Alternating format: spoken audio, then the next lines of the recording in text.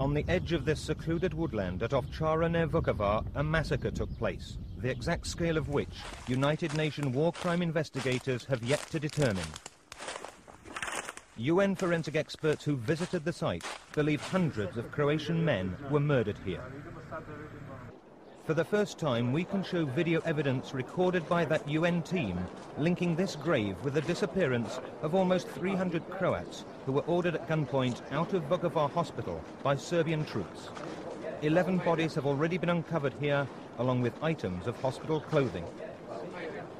2 skulls which were examined during this preliminary dig in December had small caliber gunshot wounds. A necklace amongst the remains bears the inscription "For God and Croatia." Trees around the grave had been raked with gunfire, and a Serbian army ammunition box was found nearby. This man, forensic scientist Clyde Snow, is now planning to fully excavate the site and report back to the UN. From his laboratory in Chicago, from where he's investigated many international murder cases, Dr. Snow confirmed to us that a massacre had taken place at Ovcara. Well, we have clear-cut evidence that a mass execution occurred at Ovcara. And the evidence so far seems to connect the victims with the patients who disappeared from the hospital at Ovcara on November 20th, 1991.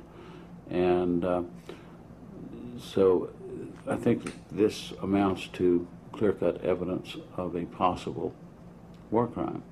I can't think of any other reason why we would find perhaps as many as 200, 250 people executed with gunshot wounds in a clandestine grave. These pictures were taken shortly before those 300 men were forced out of Vukovar hospital at the end of a 97-day siege of the town, which had been a symbol of Croatian defiance. This Federal Army commander prevented Red Cross officials from entering the building until his men had rounded up all the Croatian males inside. It's said that at that point the horrifying ordeal began. The women and children were separated from the menfolk, who included the likely injured, boys, hospital staff, and other townsfolk who'd come here believing they were to be evacuated. Instead, they were led from this back door to the hospital to waiting coaches. Their families have never seen them since. The UN believes the men were then driven through these war-ravaged streets to a local army barracks. There they were badly beaten, and one report suggests 10 Croat fighters were taken outside and shot. 2 hours later, battered and dazed, the remainder were on the move again, driven out of Vukovar 5 kilometers south to the farming community of Ovcara. There was to be one more diversion. The men were taken to this farm outbuilding where they were forced to run a gauntlet of Chetniks wielding baseball bats and rifle butts.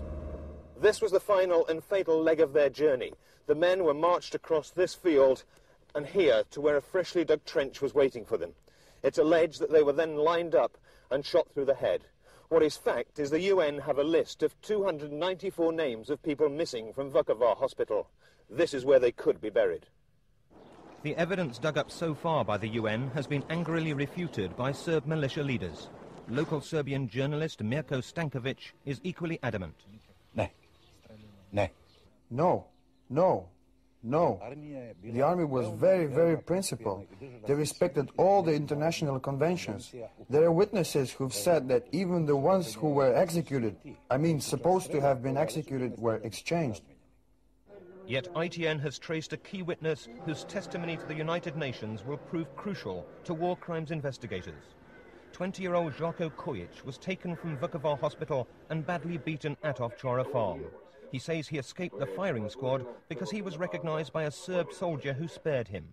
When we showed Žarko pictures taken that November day, he immediately pointed to one man who he described as the Chetniks ringleader.